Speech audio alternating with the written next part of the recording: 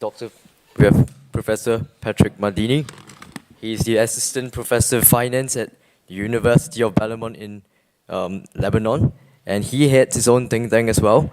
And we're really happy to have him here. So let's welcome him.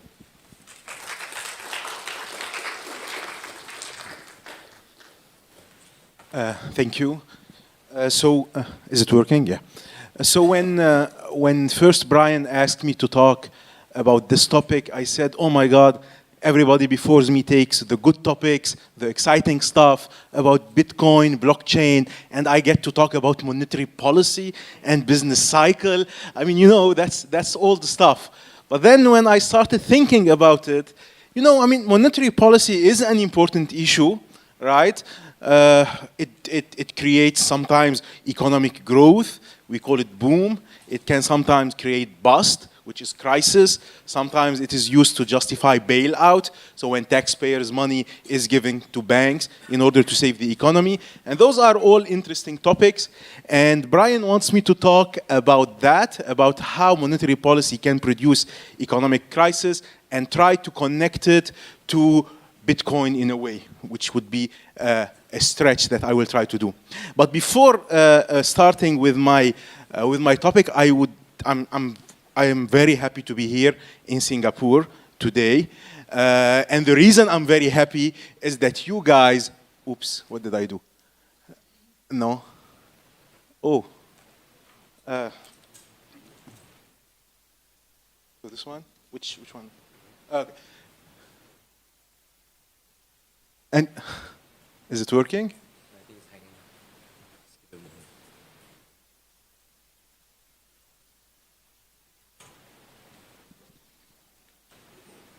That's a conspiracy.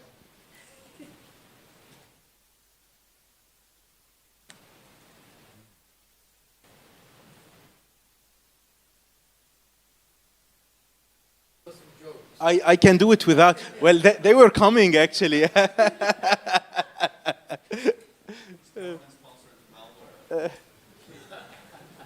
They knew I was going to talk about monetary policy, and they screwed everything.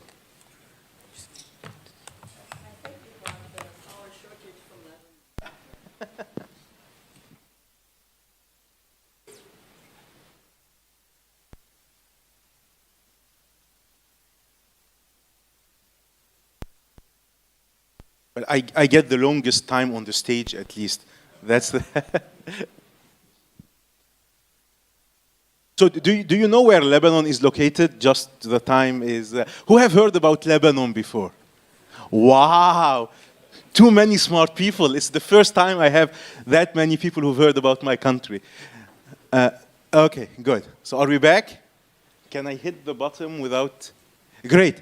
And that's why I love Singapore. I love Singapore because you guys have the best dim sums ever, right? It's really good, it's really delicious, and if you want to eat dim sums, you need to come here to Singapore, right? And I really love it. As you can see, that's me in the picture, eating a lot of those dim sums, and they are really delicious, right?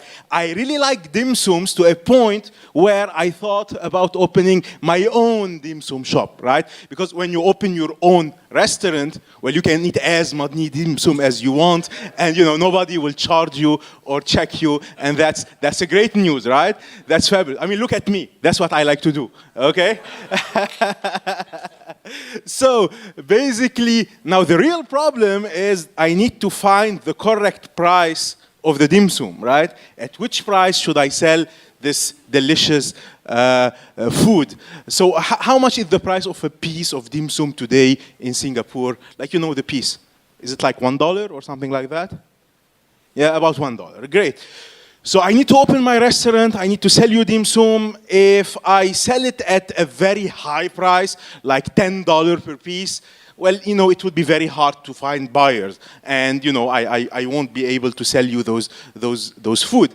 And if I sell it too low, like at, I don't know, 10 cents for the dim sum, I will make losses and I will end up bankrupted, right? So actually, I need to find a certain price that would cover my costs, maybe allow me to do some profit, but that is not too expensive, or else I will lose my clients, right? Which is the basic things. And this price is mostly the market price. So I need to see what other people are charging and then try to align to them with a certain margin, right? That's how usually prices are set in the economy.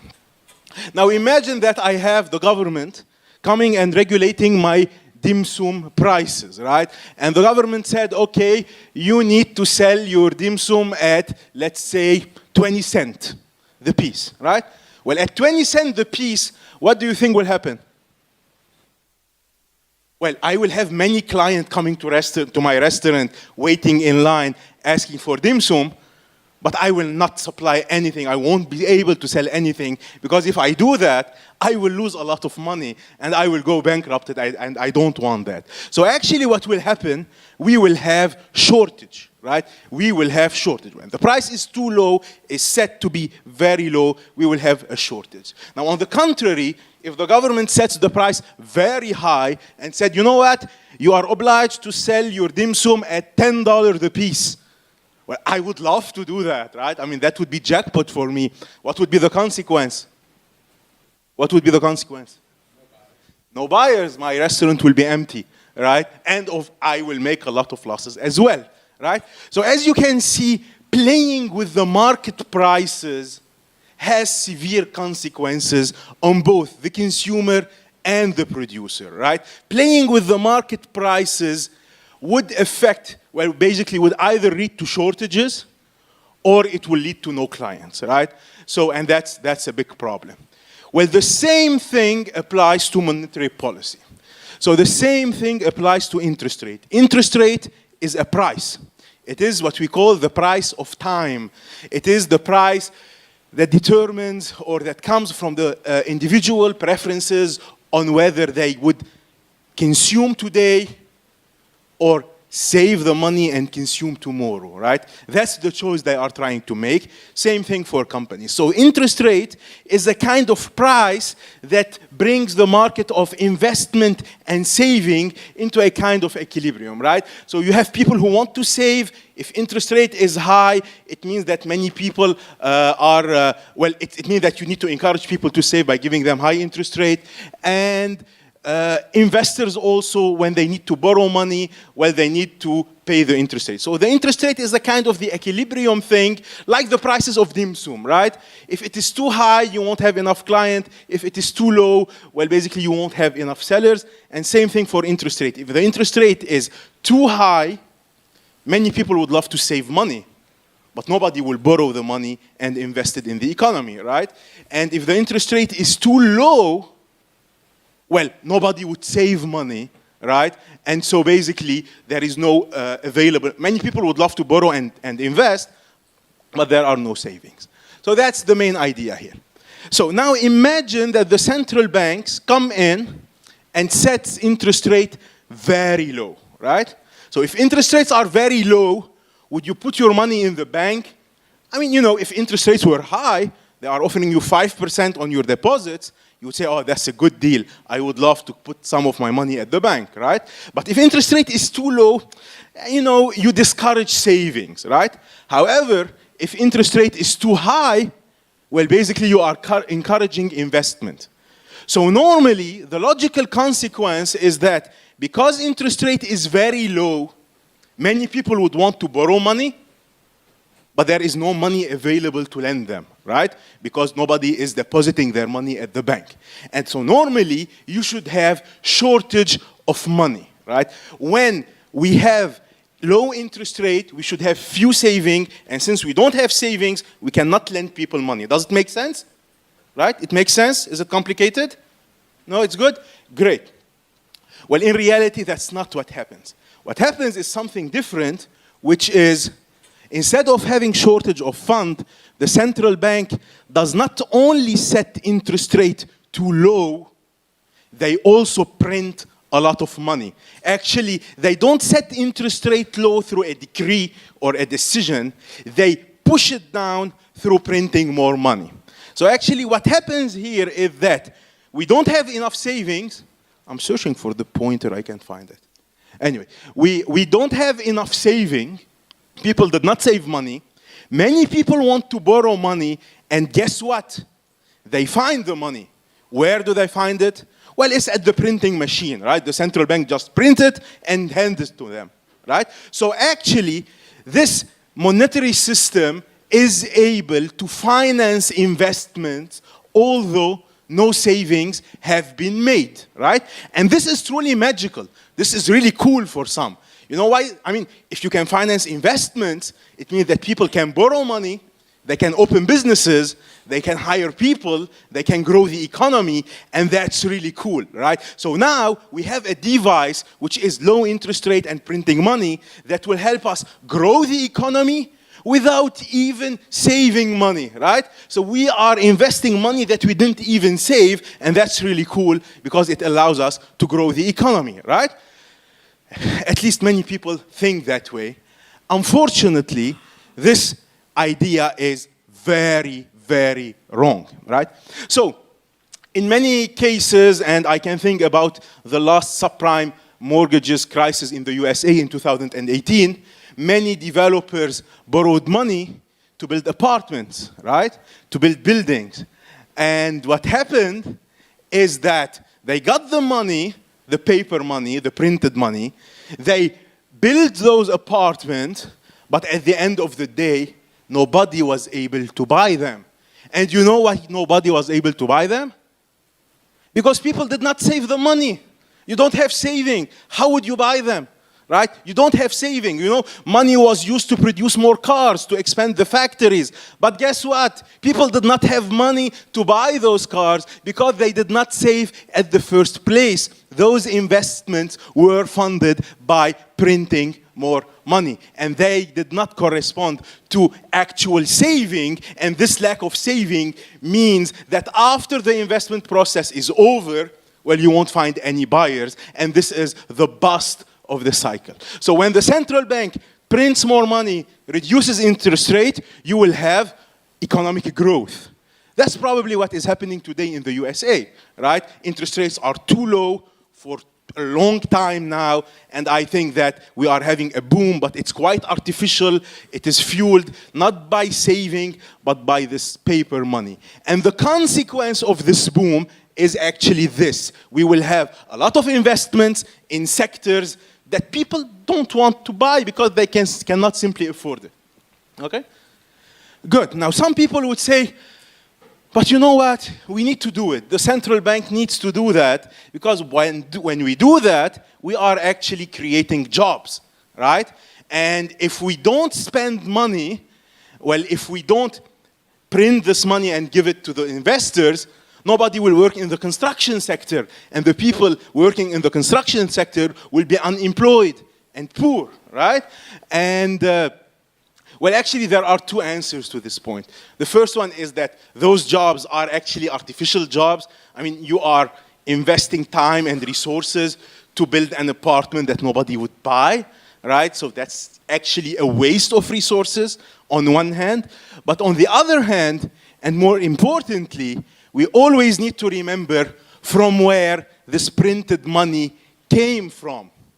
And in reality, this money came from your own pocket. When the central bank prints more money, the central bank is diluting the value of the currency. So if you had saved in 1970, let's say $100,000, in 1970 this $100,000 would have bought you a lot, right? Well, in 2010, the same $100,000 would only buy you 18% of what it used to buy you in 1970. So what happened? Why did your money lost value? Because simply the central bank printed money. When the central bank prints more money, the central bank is shifting value from the holders of the currency, people with savings, people with salaries, right? We are shifting the value from those people to the people who would borrow the money eventually, which are those companies that are invested in buildings or in cars that nobody would like to buy. So actually what the central bank is doing, the central bank is shifting purchasing power from some people to other people. It is shifting purchasing power from people who were able to actually buy some goods with their money, right? Maybe buy my dumplings or my dim sums, right? and maybe I would have expanded my dumpling business if the money was not printed and the money was not diluted. So actually, what they are doing, they are hurting my dumpling business. They are taking the jobs out of my dumpling business, a business that would have offered to the consumers something they want, and they are shifting it to the construction or to other activities that do not fit the consumer needs. And that's what the central bank does. The central bank never creates jobs. The central bank simply shifts jobs from one sector to another sector. So, I would love you always to remember that whenever we have a loose monetary policy, whenever you listen to a politician saying, I want to keep interest rates low because I want to create jobs, right? Or a central bank saying, you know what, our mandate is to create jobs or to create more growth. Well, you need to remember three things. One, they are taking your own money through inflation, right? Remember that. So this money does not come out of the sky, it comes out of your pocket. Two, they are shifting this money to inefficient businesses that will end up failing. That's what we call the business cycle. And three, they are taking this money out of productive businesses, right? So each time they come and they promise you jobs, through this expensive, expansionary monetary policy, well, you need to think twice before rushing into it. So that's my simplified story on the business cycle. And now I am supposed to link it to Bitcoin and cryptocurrency. So good luck with that. That's a very difficult stretch, but I'm going to try to do that, okay? So the big question becomes how we will put discipline over the central bank and over the politicians. How we will say to the central bank and to the politicians that manipulate the central bank, stop printing money, that's bad. You are making things worse, not better, right? How would you discipline a central bank? And we tried many techniques. We tried to have a rule, like the central bank has one objective, which is to maintain price stability. But clearly with my dollar chart, you've seen that central bank did not maintain price stability. They failed to do that. Well, we can have another rule, which is like the central bank should grow money supply by 2% per year. Clearly, it does not work. Whenever you have crisis, they will print a lot of money in order either to bail out the bank or to bail out the economy or, to create jobs. So the temptation is always here. And those rule-driven things don't really work, right?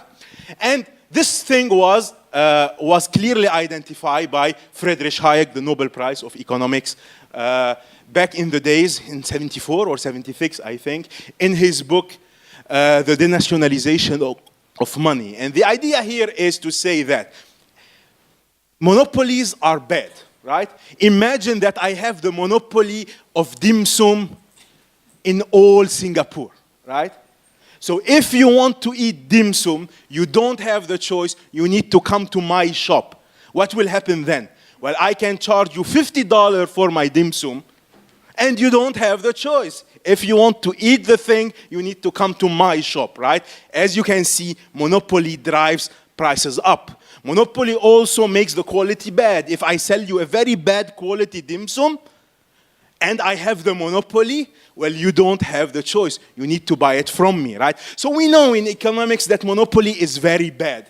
Why then would we stick to a monopoly in central banking? Why don't we have a competitive system that produces private money, private currencies? And this system was imagined by Friedrich Hayek, who said that, you know what, we can imagine banks or private organization, each one issuing their own money, right?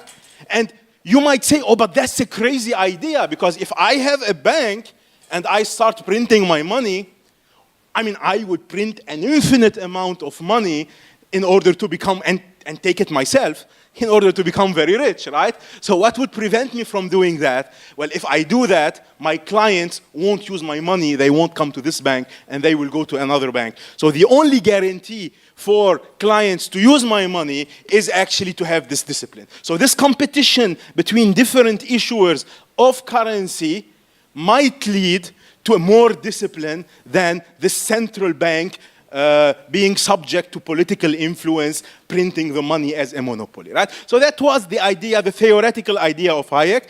And guess what? Well, you see the atlas, that's a representation of Tom Palmer's Institute. And so the man you see on the left is Larry White. The man you see on the right is George Selgin. And those two economists, especially Larry White, they discovered that central bank is a recent invention in the history of mankind. It dates like 100 years ago or 150 years ago. And before that, we used to have what we call the private banking, which is private issuers of money. We used to have bank. Each bank used to issue its own money, try to convince the clients that, you know what, my money is better than the other's bank money because my money does not lose value. I don't have inflation on my money. And this competition of keeping the value of money was actually ensuring a price stability. And this huge period, this period of huge inflation, we only seen it after the creation of central bank. So this system of different private producers producing money has already existed in history. And that's why some people would think that cryptocurrencies is actually a reincarnation of this old system that worked in the past, where we have different issuers of currencies. Each one would compete to tell you that, well, my currency, Bitcoin, is better than your currency, Ethereum, or whatever, right? And this kind of competition will make sure that we won't have inflation. Because, for instance, the amount of Bitcoin that can be issued is controlled by a logarithm, which is a better guarantee than a central bank influenced by the government. So we have those theories stipulating that actually cryptocurrencies can be a solution for inflation and can be a solution for the booms and the bust, the financial crisis and the economic recessions that we have in the economy. Well, I don't want to disappoint you, but I don't think that Bitcoin is capable of doing that, at least not yet. Okay, and I will conclude on this note. In reality, Bitcoin is not a currency yet. Cryptocurrencies are not money.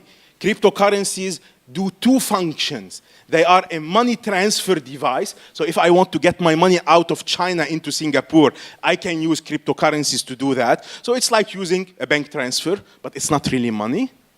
Or they are an investment tool, right? I put my money in Bitcoin because I know that the price of Bitcoin will go up, and that's really cool, and I will become rich, right? So actually, it's more an asset in which I invest, right? Cryptocurrencies can only become currencies if they become, of course, a generalized means of payment, which means that everybody will accept them. But I would go one step further. They will only become money if we start having deposits and lending in cryptocurrencies. Today, if you want to put your money at an exchanger, the exchanger will charge you a fee. You are paying money for safeguarding or for their services. Once the exchanger starts paying you interest over your Bitcoin deposits, because he knows that he can lend Bitcoins at a higher interest, only then cryptocurrencies will become money. Okay? The problem here is that who will guarantee the contract? If I lend you Bitcoins, what is the guarantee for me that you will pay me back? Who will enforce the contract? Will it be the government? Does it mean that Bitcoin can only become a currency if the government guarantees Bitcoin? If it is the case, then Bitcoin is not really a revolution against the government, and it will not lead to anarchy. Thank you.